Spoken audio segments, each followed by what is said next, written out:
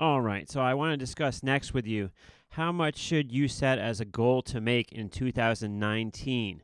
The answer to that and more is coming up next on the Short Vol Live, the Short Vol Show Live. Stay with me to find out the answer to this and many other very important questions coming up next on the Short Vol Show Live. And you will find the answer after the break, which is going to be very quick, coming right now.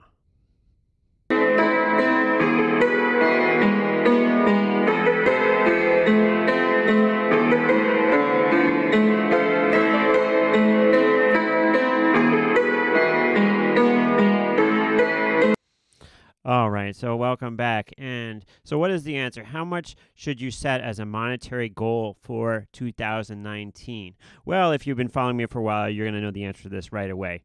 That is ridiculous. No professional trader sets a monetary goal for themselves, and that's not the way you should think about trading.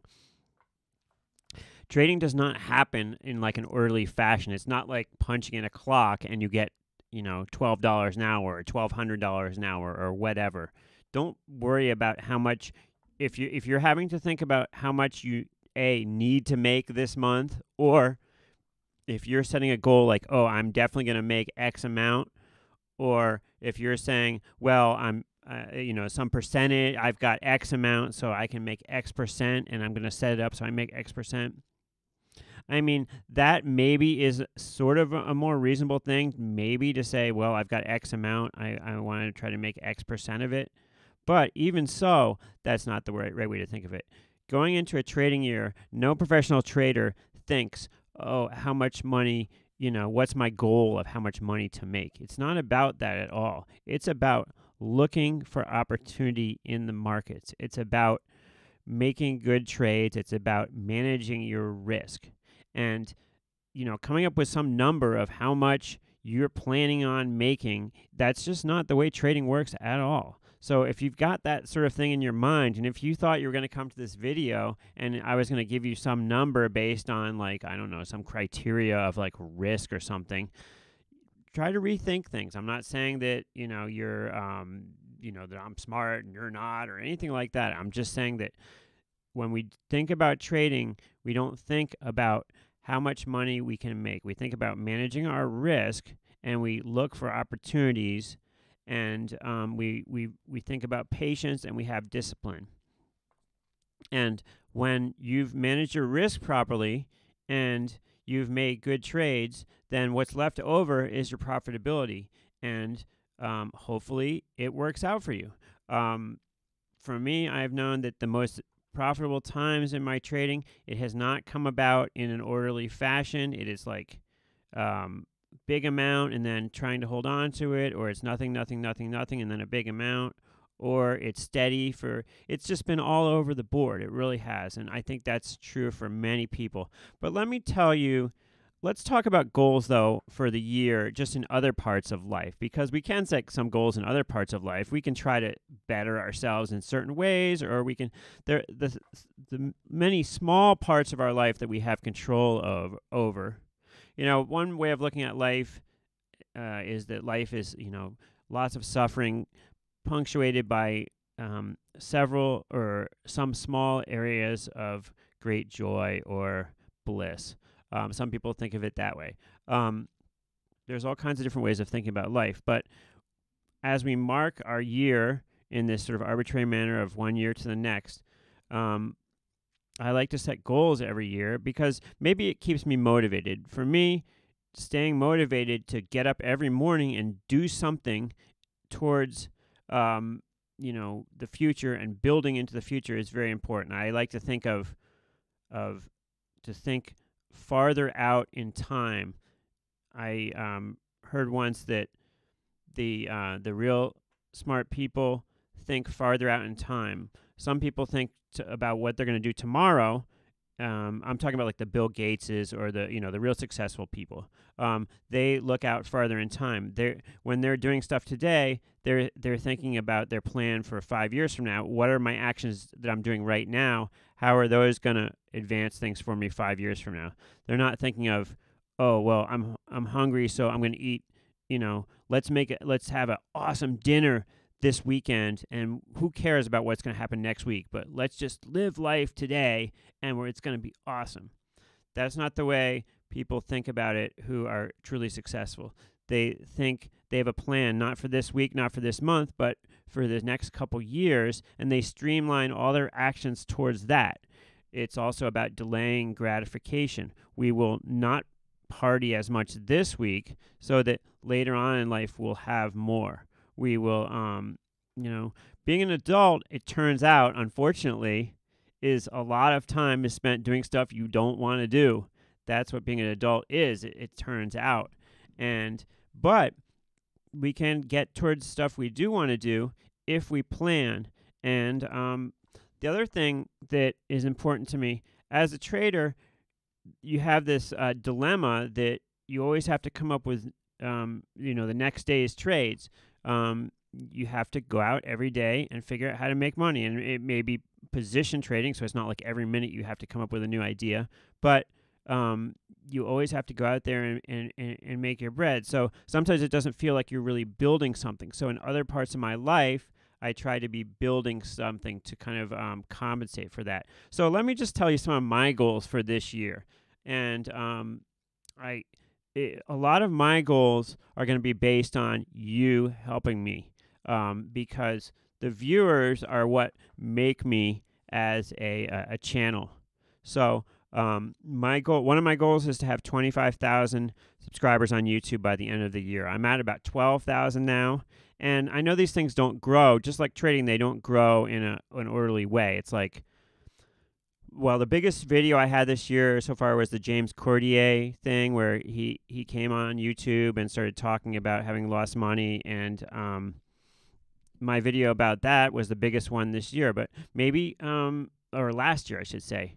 So maybe something I talk about will strike a key with people, and I'll have one big video, and that will propel me immediately to 25,000 people. Who knows?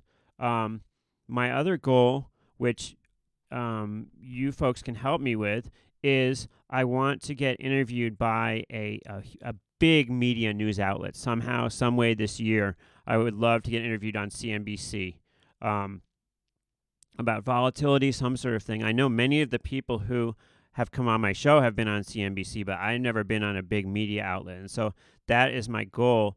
And you know what? I can get on CNBC, and a lot of things can happen for me if the channel just grows. And all that takes is just you keeping watching me and, tell some other people to watch me. So, that's the amazing thing about YouTube is it's not what I do. It's like my audience. And as my audience grows, and, the awesomeness of the people watching me is what propels everything forward. I wouldn't have imagined that I could actually start up a successful Patreon setup. If you told me this time last year that I would have some success on Patreon, I wouldn't believe it. So my goal now is to get to over 200 people supporting me on Patreon by the end of this 2019. So you know what? It counts if you're just giving $1. So if you can give $1, that adds one more person to Patreon. And $1 a month is not really noticeable, I know. And I would definitely be thrilled if you could sign up for the $5 level. But even if you just give $1, that can get me towards that huge goal. And the thing is like, when people watch me, all of a sudden that makes a much better case for them to put me actually on real TV. If they see, oh, well, Dave, he's actually has more viewers than some of these other talking heads. And in the volatility space, which isn't that big, he actually is a place that a lot of people have been interviewed on. And people are kind of interested to see who's going to come on the show next. And he's actually kind of entertaining and less dry than these other people. All it takes is a little bit of that stuff. You should see how many people on YouTube have been successful that really don't have anything unique at all to offer. And a lot of that has to do with the fact that the average age person on YouTube is 13 years old, and so it's not the kind of stuff that is interesting to someone who's a little bit older maybe. But it's certainly possible, and all it has to happen is more people watch, and all that needs is, to do more interviews and come on more and to inspire more people to make money trading. I would love, another thing I really want to do this year is I want to have some of the viewers come on and come on the show and talk to me. It doesn't matter if you're a successful trader. It doesn't matter if you have a big track record or that you're an expert on trading this or that.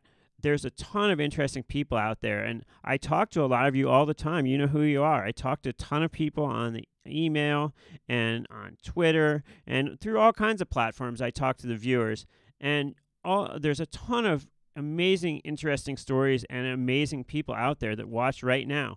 You think, like, with a small viewership of mine that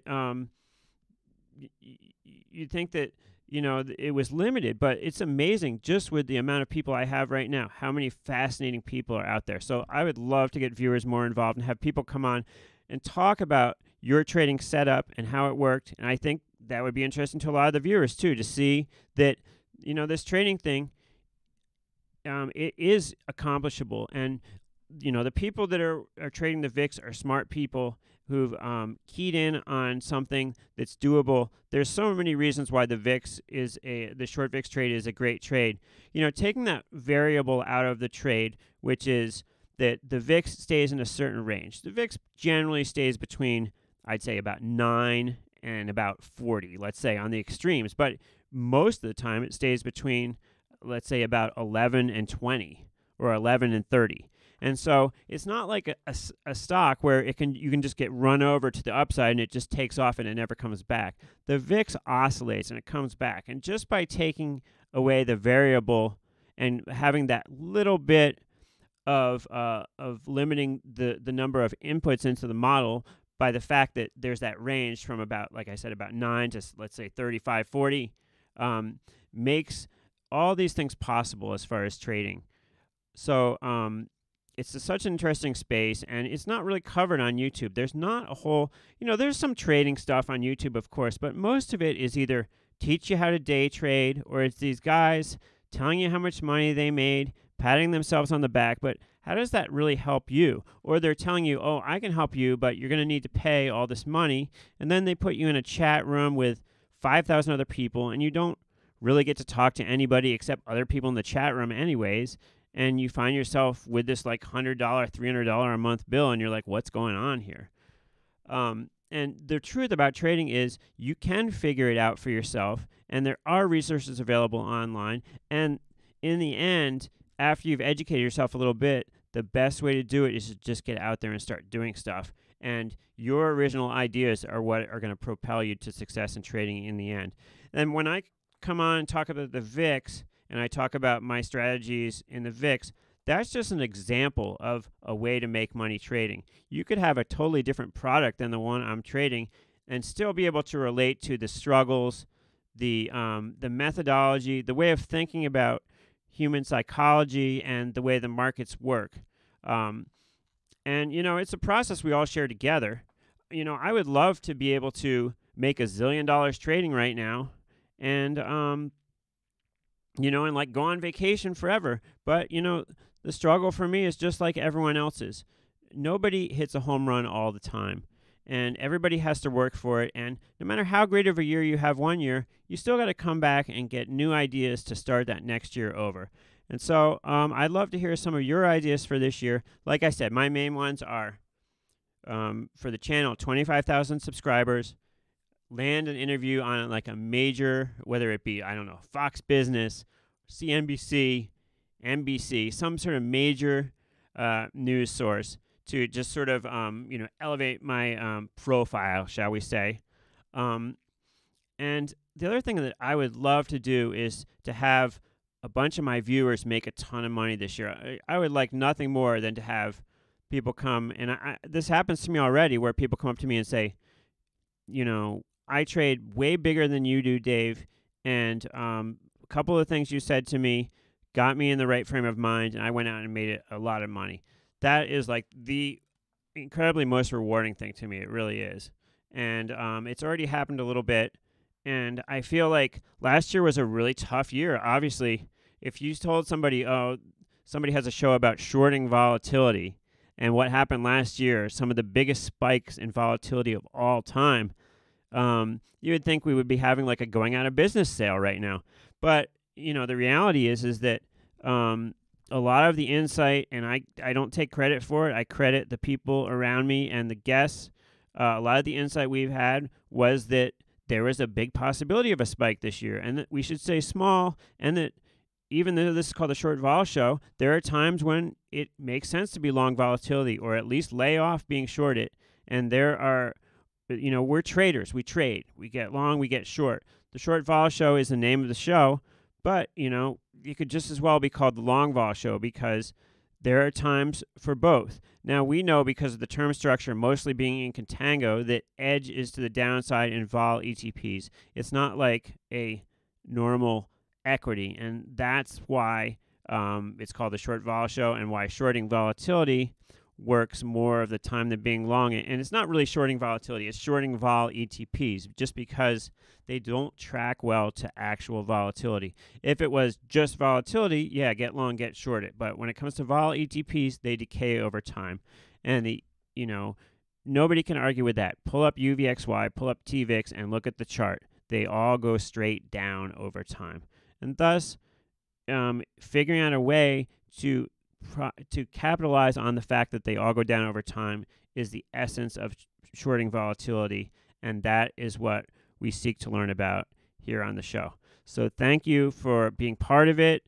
I'm really excited about this year. I'm eager to hear what your goals are for this year, and no, there is no special number that you should be looking for as a trader. You should be trying to manage your risk, looking for opportunities, and your profits will come out of that, I guarantee for you. Don't worry about your profits. Worry about managing your risk, and it will come. Thanks for watching, and we'll see you in the next one.